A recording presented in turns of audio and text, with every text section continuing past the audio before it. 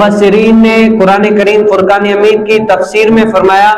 کہ یہ جو انبیاء علیہ السلام ہیں ان کی دعائیں، ویسے تو انبیاء علیہ السلام مستجاب الدعوات ہیں، ان کی دعائیں قبول ہی قبول ہیں، اور انبیاء علیہ السلام کی جو دعائیں قبول ہوتی ہیں بہت ساری اس میں حکمتیں ہیں، بہت ساری وجوہات ہیں، لیکن ان میں سے مفسرین فرماتے ایک وجہ یہ ہے کہ انبیاء علیہ السلام کی جو دعائیں جلدی قبول ہوا کرتی تھی نا، آج ہم کہتے ہیں ہماری دعائیں جلدی قبول ہو جائے، تو مفسرین فرماتے ہیں اگر آپ چاہتے ہیں کہ ہماری دعائیں جلدی قبول ہو جائے تو انبیاء علیہ السلام کا طرز عمل یہ تھا کہ وہ کوئی بھی نیکی کا کام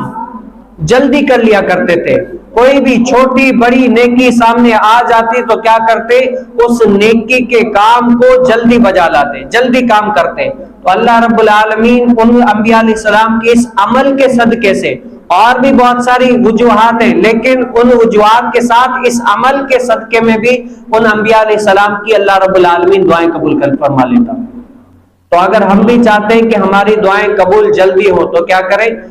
دن کے اندر چھوٹی بڑی جیسی بھی نیکی اگر میسر آ جائے نا تو ہم کیا کریں، اس نیکی کو کر جائیں۔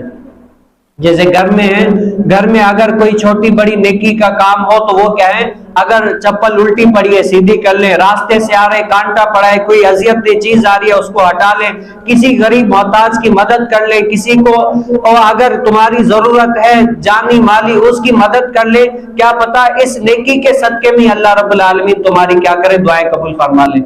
اور جس بندے کی دعائیں قبول ہو جائیں بتاؤ اس کو اور چاہیے ہی تو کیا چاہیے۔